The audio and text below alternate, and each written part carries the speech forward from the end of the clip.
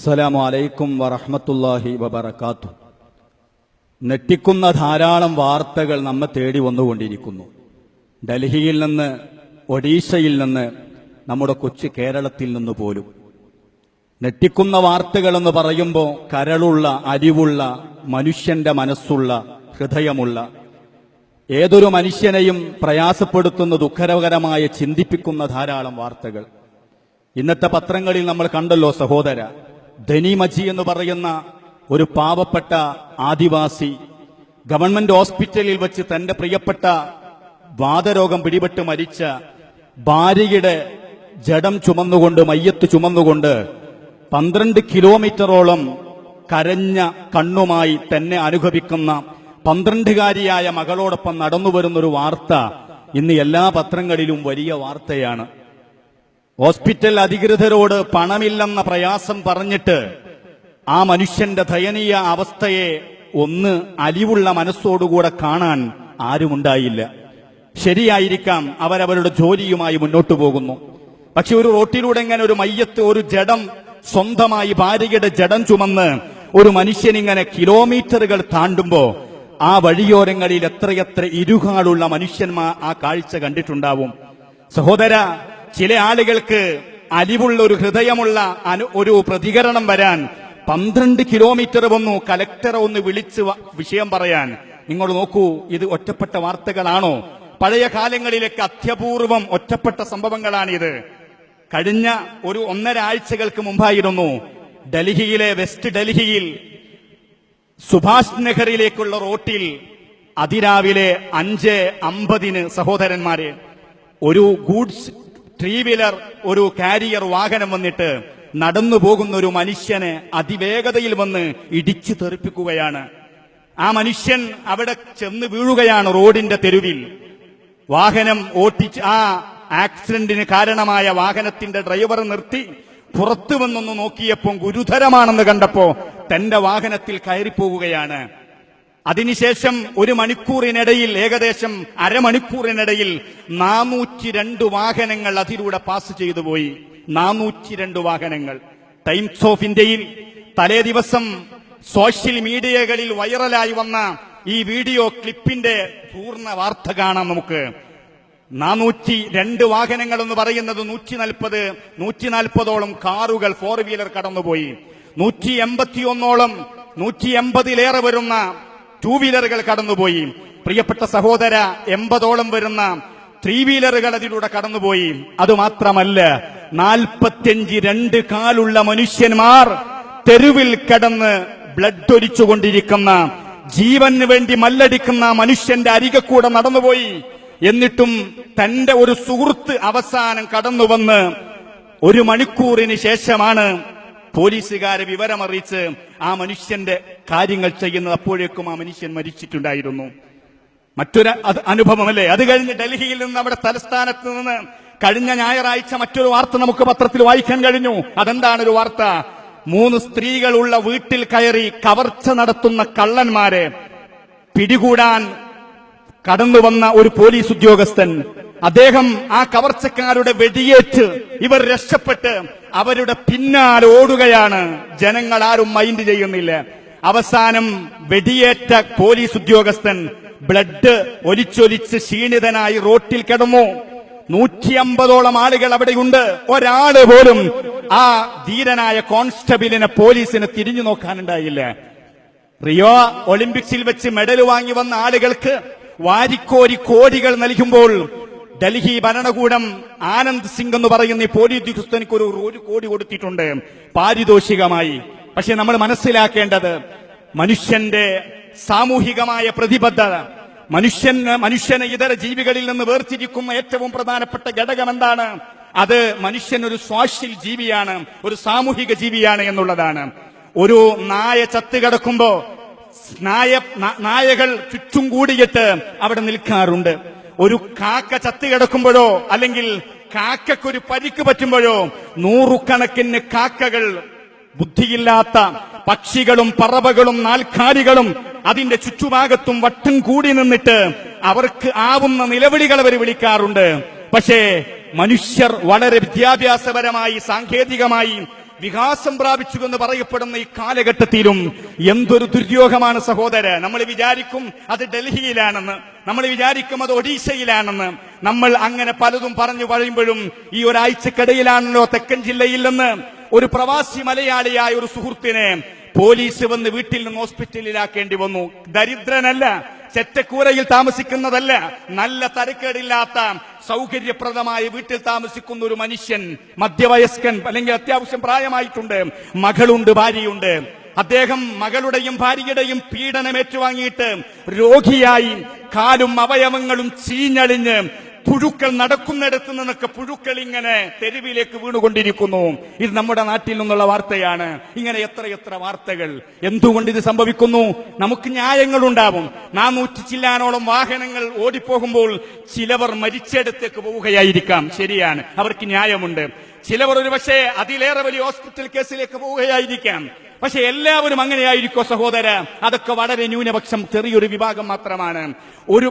എന്തു പ്രശ്നങ്ങളുണ്ടെങ്കിൽ പോലും മതവും ജാതിയും അല്ലെങ്കിൽ ചില ആളുകളുടെ പ്രശ്നം എന്താണ്? തിരക്കൊന്നുമില്ല. പക്ഷേ അതെന്റെ പിതാവല്ല, എന്റെ ഭാര്യയല്ല, എന്റെ മക്കളല്ല, എന്റെ അയൽവാസിയല്ല, എന്റെ ഫ്രണ്ടല്ല, എന്റെ സുഹൃത്തല്ല എന്നൊക്കെ ന്യായീകരിക്കാം. പക്ഷേ വിശുദ്ധ ഖുർആൻ മനുഷ്യരോട് പറയുന്ന ഒരു കാര്യമുണ്ട്.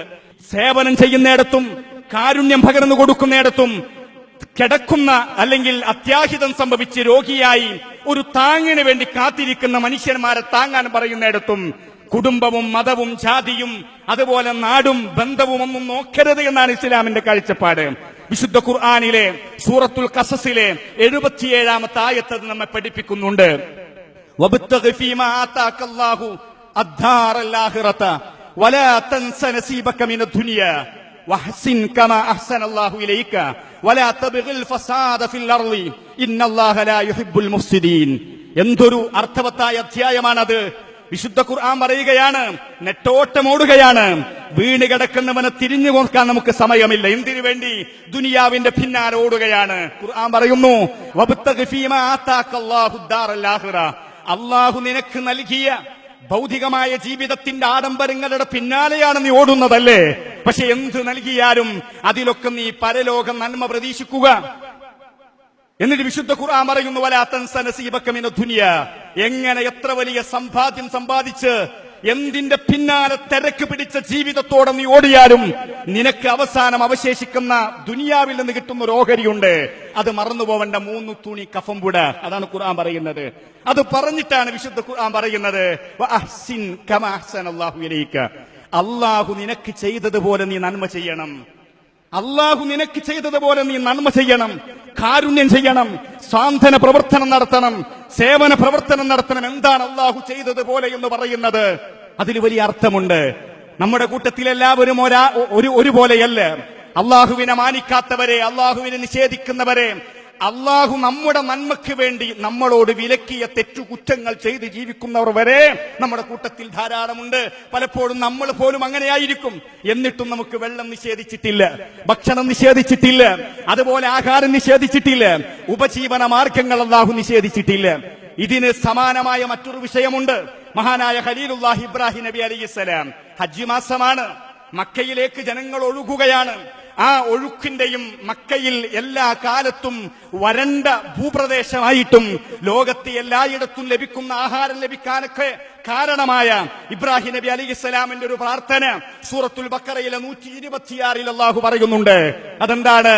വഇദ് ഖാല ഇബ്രാഹീമു റബ്ബിജ്അൽ ഹാദാ ബലദൻ ആമിന വർസുഖ് അഹ്ലഹു മിനസ് സമറാത്തി മൻ ആമന മിൻഹും ബില്ലാഹി വൽ യൗമിൽ ആഖിർ ഖാല വമൻ കഫറ ഫഉമത്തിഉഹു ഖലീല സുമ്മ അൽതറഹു ഇലാ അദാബിൻ നാരി വബിഇസൽ മസീർ. സഹോദരന്മാരെ, എന്നേക്കുമുള്ള ലോകത്ത് ജീവിക്കുന്ന മനുഷ്യന്മാരെ തിരുത്തിക്കൊണ്ട് ഖുർആൻ പറയുന്നു. ഇബ്രാഹിം നബി അലൈഹിസ്സലാം പ്രാർത്ഥിക്കുകയാണ്, പടച്ച തമ്പുരാനെ, ഈ മണ്ണിനെ നീ നിർഭയത്വത്തിന്റെ കളിത്തൊട്ടിലെയാക്കുന്ന ലോകത്തെ എല്ലാ അർത്ഥത്തിനുമുള്ള സമാധാനത്തിന്റെ ഒരു നാടാക്കി മാറ്റണമേ. അത് മാത്രം പറഞ്ഞു നിർത്തിയില്ല. വർസുഖ് അഹ്ലഹു മിനസ് സമറാത്ത്. ഈ നാട്ടിൽ ജീവിക്കുന്ന ആളുകൾക്ക് ഇവിടെ വെള്ളമില്ല, ശരിയാണ്, മരുഭൂമിയാണ്, കായ്കനികൾ കായ്ക്കാൻ പറ്റുന്ന സ്ഥലമല്ല. എന്നാലും ഇവിടെ വന്നുപോകുന്ന ഈ നാട്ടുകാർക്കും ഇവിടെ വരുന്നവർക്കും ലോകത്തെ എല്ലാ ഫലങ്ങളും അങ്ങോട്ട് നീ എത്തിച്ചു കൊടുക്കണമേ. എന്നിട്ട് അവിടെ സ്പെഷ്യൽ ചെയ്തുകൊണ്ട് പറഞ്ഞു മൻ ആമന മിൻഹും ബില്ലാഹി വൽ യൗമിൽ ആഖിർ. ഇബ്രാഹിം നബി എല്ലാവർക്കും കൊടുക്കണം എന്നല്ല പറഞ്ഞത്, അള്ളാഹുവിലും അന്ത്യനാളിലും വിശ്വസിക്കുന്ന ആളുകൾക്ക് കൊടുക്കണമെന്ന് പറഞ്ഞു. ഉടനെ അള്ളാഹു തിരുത്തി വഖാല വമൻ കഫറ. ഇബ്രാഹിമേ, ഇത് മുഅ്മിനീങ്ങൾക്ക് മാത്രമുള്ളതല്ല, അവിശ്വാസികൾക്കും കൊടുക്കണമെന്ന് പറയണം. കൊടുക്കും. ഐഹിക ലോകത്ത് അവരെ നാം ആസ്വദിപ്പിക്കും കുറഞ്ഞ കാലം. എന്തൊരു വിശുദ്ധ ഖുർആനിന്റെ ഇസ്ലാമിന്റെ സൗന്ദര്യമാണിത്. വിശുദ്ധ ഇസ്ലാമിന്റെ കാഴ്ചപ്പാട് അതാണ്. സഹോദരന്മാരെ, വീണുകിടക്കുന്ന, വിഷമം അനുഭവിക്കുന്ന, വേദനിക്കുന്ന രോഗികളുമല്ലാത്തവരുമായ മനുഷ്യന്മാർക്ക് സേവനം ചെയ്യുന്നിടത്ത് അത് എന്റെ കുടുംബമാണോ, എന്റെ മക്കളാണോ, എന്റെ ഭാര്യയാണോ? ഒന്നുകൂടെ നോക്കൂ നിങ്ങൾ. ഒരു മുസ്ലിമിനെ സംബന്ധിച്ചിടത്തോളം ജീവിതത്തിൽ ഏറ്റവും പ്രധാനപ്പെട്ട കാര്യമാണ് 5 വക്ത് നിസ്കാരം. ബുദ്ധിയുള്ള, അതുപോലെ തന്നെ വളരെ നിർബന്ധമായ ചില കാരണങ്ങൾ മാറ്റിവെച്ചാൽ ആയുസ്സുകാലത്തിനിടയിൽ പ്രായപൂർത്തിയെത്തിയ മുസ്ലിമിന് നിസ്കാരം ഒഴിവാക്കാൻ പറ്റൂല. അതിലേറ്റവും ശ്രേഷ്ഠമാണ് ജമാഅത്ത് നിസ്കാരവും ജുമാ നിസ്കാരവും. ജുമാ മനുഷ്യരെ ബന്ധിപ്പിക്കാനുള്ള ഏറ്റവും പ്രധാനപ്പെട്ട സംഗമമാണ്, സാമൂഹിക പ്രതിബദ്ധത ഊട്ടിയുറപ്പിക്കാനുള്ളതാണ്. എന്നാൽ ജമാഅത്ത് നിസ്കാരം വാജിബാണെന്ന് പറയുന്ന ധാരാളം പണ്ഡിതന്മാരുണ്ട് പുരുഷന്മാർക്ക്. ആ പണ്ഡിതന്മാർ അങ്ങ് അത്രയും പ്രാധാന്യമുള്ളതാണ്. പക്ഷേ ജമാഅത്തിനുള്ള ഉദുറ് പറഞ്ഞെടുത്ത്, ജമാഅത്തിൽ നിന്ന് മാറി നിൽക്കാനുള്ള കാരണങ്ങൾ വിശദീകരിച്ചെടുത്ത് ഇസ്ലാം പഠിപ്പിച്ച കാരണങ്ങൾ എന്താണ്, പണ്ഡിതന്മാരെ പഠിപ്പിച്ച കാരണങ്ങൾ എന്താണ്? അതിലൊരു പ്രധാനപ്പെട്ട കാരണം, രോഗിയായ ഒരാളെ ശുശ്രൂഷിക്കാൻ ആളില്ലെങ്കിൽ, ആരുമില്ലാത്ത രോഗികൾ, ആ രോഗികൾക്ക് സേവനം ചെയ്യാൻ സമയം കണ്ടെത്തുമ്പോൾ പുരുഷൻ ജമാഅത്ത് എന്ന് പറയുന്ന പുണ്യകർമ്മത്തിലേക്ക് വരേണ്ടതില്ല, ജുമാക്ക് വരേണ്ടതില്ല.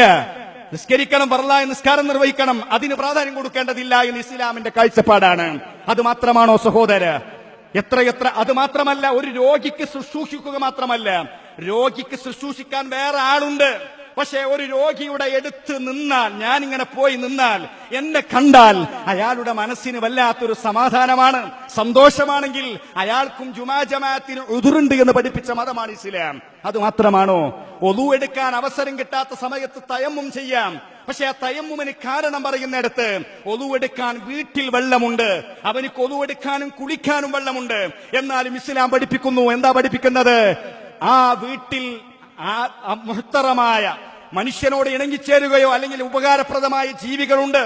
ആ ജീവികൾക്ക്, അത് നായ പോലുമാണെങ്കിൽ, ആ ജീവികൾക്ക് ആ വെള്ളം കൊടുത്ത് തയമ്മം ചെയ്യണമെന്ന് പഠിപ്പിച്ച മതമാണ് വിശുദ്ധ ഇസ്ലാം. പ്രിയപ്പെട്ട സഹോദരന്മാരെ, അതുകൊണ്ട് മനുഷ്യപ്പറ്റ്, കാരുണ്യവും അതുപോലത്തെ കാര്യങ്ങളുമൊക്കെ സമൂഹത്തിൽ നിന്ന് നഷ്ടപ്പെട്ടുകൊണ്ടിരിക്കുന്ന ഒരു കാലഘട്ടം. ഇതിന് വിപരീതമായ ചില അനുഭവങ്ങളുണ്ട്, അല്ലെ? ഇങ്ങനെ സ്വന്തം അന്യവരെ ശുശ്രൂഷിക്കുന്നത് പോയിട്ട് മക്കളെപ്പോലും ഉമ്മയെയും ബാപ്പയെയും ശുശ്രൂഷിക്കാൻ പോലും പ്രയാസപ്പെടുന്ന ആളുകളെ നമുക്ക് കാണാം. എനിക്ക് പരിചയമുള്ള മലപ്പുറം ജില്ലയിലെ ഒരു മുസ്ലിം കുടുംബം, അല്പം മതബോധമുള്ള ഒരു കുടുംബം. ആ വീട്ടിൽ ഉമ്മയും ബാപ്പയും രോഗിയാണ്. ആ വീട്ടിലെ ആ അപ്പയും ബാപ്പക്കും താങ്ങായി ഒരു 45-50 വയസ്സുള്ള ചെറുപ്പക്കാരൻ ക്യാൻസർ പിടിപെട്ട് കീമിയോ ചെയ്തുകൊണ്ടിരിക്കുകയാണ്. പക്ഷേ ആ ചെറുപ്പക്കാരനിക്ക് അനിയനും ജ്യേഷ്ഠനും ഒക്കെയുണ്ട്, ഒക്കെ സമ്പന്നരാണ്, വാഹനമുള്ളവരാണ്. സഹോദര, ഒരു ദിവസം ഈ പിതാവിനെ ഹോസ്പിറ്റലിലേക്ക് കൊണ്ടുപോകുന്നതെല്ലാം ഈ ക്യാൻസർ ബാധിച്ച ചെറുപ്പക്കാരനാണ്. അദ്ദേഹത്തിന്റെ മകൻ നാട്ടിലില്ല. അതേ സമയത്ത് ഒരു ദിവസം പിതാവിനെ രാവിലെ ഹോസ്പിറ്റലിലേക്ക് കൊണ്ടുപോകണം. അനിയനെ വിളിച്ചു. അനിയൻ ബിസിനസ്സുകാരനാണ്, വന്നില്ല. അവസാനം വൈകുന്നേരം കടന്നു വന്നു. വാഹനത്തിൽ കയറ്റിക്കൊണ്ടുപോയി ഹോസ്പിറ്റലിന്റെ മുന്നിൽ വെച്ചപ്പോ ആ ഡ്രൈവർ ഇരിക്കുന്ന സീറ്റിൽ നിന്ന് ഈ മകൻ ഇറങ്ങിയില്ല എന്ന് എന്നോടൊരു അനുഭവം പറഞ്ഞത് ഞാൻ ഓർക്കുകയാണ്. ഞാൻ പറഞ്ഞു വരുന്നത്, പിതാവിനോടും രോഗിയായ ഉമ്മയോടും ശുശ്രൂഷിച്ചിരിക്കുന്ന മകൻ രോഗിയായി കീമിയോ ചെയ്തുകൊണ്ടിരിക്കുമ്പോൾ പോലും അതിന്റെ സ്ഥാനത്തൊരു ബദൽ സേവനം ചെയ്യാൻ കാട്ടാളന്മാരുടെ മനസ്സുള്ള മക്കൾ നമ്മുടെ ജില്ലയിൽ, നമ്മുടെ പരിസരങ്ങളിൽ, നമ്മുടെ മഹല്ലുകളിലുണ്ട്. അള്ളാഹു നമ്മളെ കാത്തുരക്ഷിക്കുമാറാവട്ടെ. ഇസ്ലാം പറയുന്ന ഒരു കാര്യം എന്താണ്? അള്ളാഹുവിന്റെ ഹബീബ് സയ്യിദുനാ മുഹമ്മദ് റസൂലുള്ളാഹി നബി സല്ലല്ലാഹു അലൈഹി വസല്ലം നിങ്ങൾ പറഞ്ഞു, മൻ ആദ, ഇമാം തുർമദി ഉദ്ധരിക്കുന്ന ഹദീസിൽ കാണാം, അബീ ഹുറൈറ പറയുകയാണ്, മൻ ആദ മരീലൻ നാദാഹു മുനാദിൻ മിനസ് സമായി തിബ്ത വതാബ മംശാക വതബവഅത മിനൽ ജന്നതി മൻസില. ഹബീബ് മുഹമ്മദ് റസൂലുള്ളാഹി എന്താ പറയുന്നത്? ഒരു രോഗിയെ ഒരാൾ സന്ദർശിച്ചു, അദ്ദേഹത്തിന് ആശ്വാസം പകർന്നു കഴിഞ്ഞാൽ മാലാഖമാർ ആകാശ ലോകത്തുനിന്ന് വിളിച്ചു പറയും, തിബുത്ത, നന്നായി പോയി മോനെ, വത്താബ മംശാക, നിന്റെ ചവിട്ടടികളെല്ലാം വളരെ വളരെ വിശുദ്ധമാണ്. വതബവ്വഅത മിനൽ ജന്നത്തി മൻസില, സ്വർഗ്ഗലോകത്ത് നീ ഒരു വീടിനെ ഒരുക്കി വെച്ചിരിക്കുന്നു എന്ന് മാലാക്കമാർ പ്രതികരിക്കും. മറ്റൊരു ഹദീസിൽ കാണാം, ജാബിർ റളിയല്ലാഹു അൻഹുവിനെ തൊട്ടുദ്ധരിക്കുന്ന അഹ്മദ് ഉദ്ധരിക്കുന്ന ഹദീസിൽ അല്ലാഹുവിന്റെ ഹബീബ് സയ്യിദുനാ മുഹമ്മദ് റസൂലുള്ളാഹി മൻ ആദ മരീലൻ ലം യസൽ യഹൂദു ഫി റഹ്മതി ഹത്താ യജ്ലിസ, രോഗിയെ സന്ദർശിക്കാൻ വേണ്ടി വീട്ടിൽ നിന്ന് പുറപ്പെട്ട് അദ്ദേഹത്തിന്റെ അടുത്തെത്തിയിരിക്കുന്നത് വരെ ഈ രോഗിയെ സന്ദർശിക്കാൻ പോയ ശുശ്രൂഷിക്കുന്ന ആൾ അയാൾ റഹ്മത്തിന്റെ ഉള്ളിൽ പ്രവേശിച്ചിരിക്കുന്നു. അതേ സമയത്ത് ആ രോഗിയുടെ അടുത്ത് ഇരുന്ന് അദ്ദേഹത്തിന് ആശ്വാസം പകരാൻ തുടങ്ങിയാലോ റഹ്മത്തിൽ അദ്ദേഹം മുങ്ങിയിരിക്കുകയാണെന്ന് ഹബീബ് മുഹമ്മദ് റസൂലുള്ളാഹി.